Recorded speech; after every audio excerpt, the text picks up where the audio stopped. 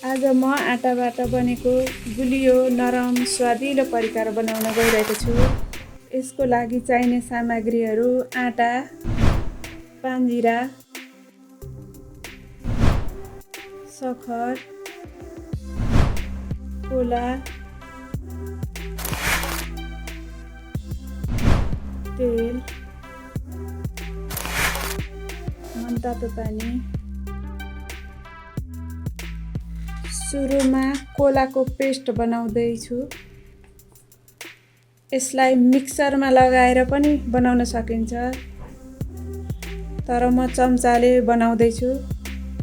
यसको गिर्खा नमरुन्जेल मजाले मिचिरहने। अब यो पेस्ट तयार भयो।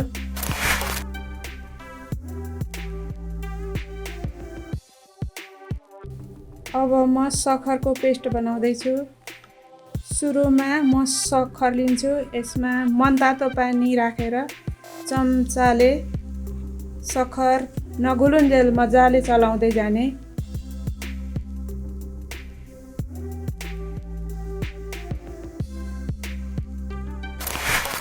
यसरी सक्खर पानीमा घुलिसकेपछि यो घोल तयार भयो।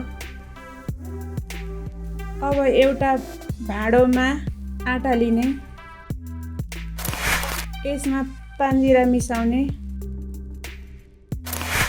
यसै गरी अघि तयार पारिएको कोलाको पेस्टलाई आटामा मिलाउने। पेस्ट मिलाउँदै मजाले चलाउँदै जाने।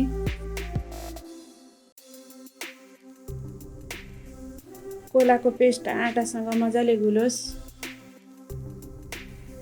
यसलाई मजाले चम्चीले मिलाउँदै जाने। हातले पनि मिलाउन सकिन्छ, तर मैले यहाँ चम्ची नै युज गरिरहेको छु।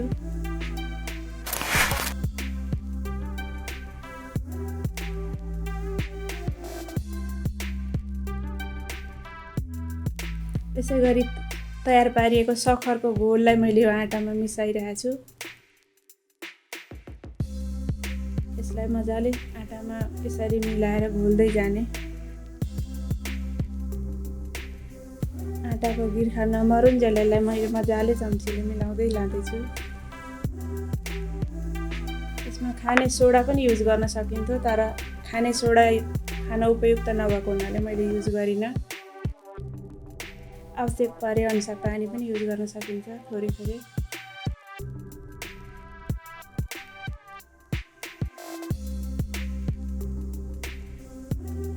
यसरी यसलाई मजाले चलाउँदै जाने।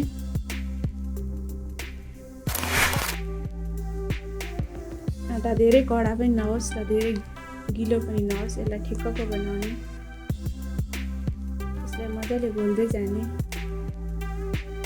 आटाको गिर्खा नमरुन्जेल यसलाई मजाले मिक्स गर्दै लाने। यसरी मिक्स गरिसकेपछि यो आटालाई मजाले चम्चीले यसरी एकै साइडबाट हामीले यसरी घुमाउने।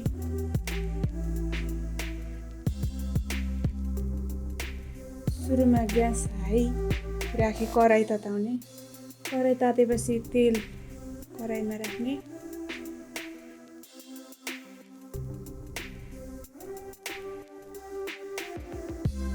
तेल नतातुन्जेल ग्यास हाई नै रहिरहोस्।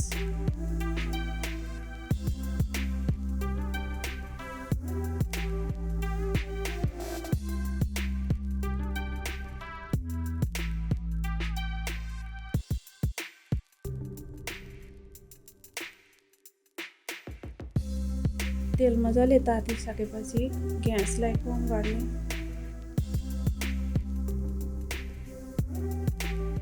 र यसरी तयार पारिएको आटाको पिसलाई यसरी तेलमा राख्दै जाने।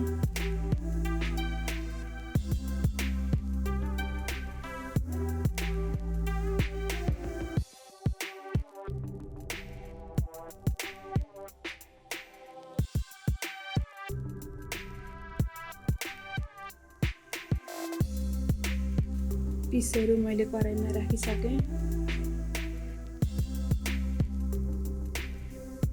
पिसहरू हल्का रातो नहुन्जेलसम्म यसलाई नचलाउने। हल्का रातो भएपछि यसरी फर्काउने।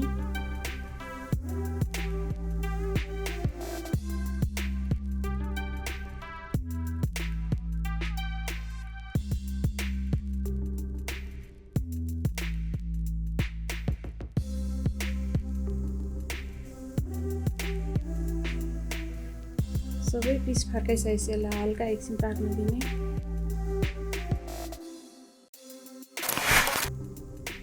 पिसहरू अर्कोपट्टि पनि रातो भइसकेपछि यसलाई यसरी तार्ने।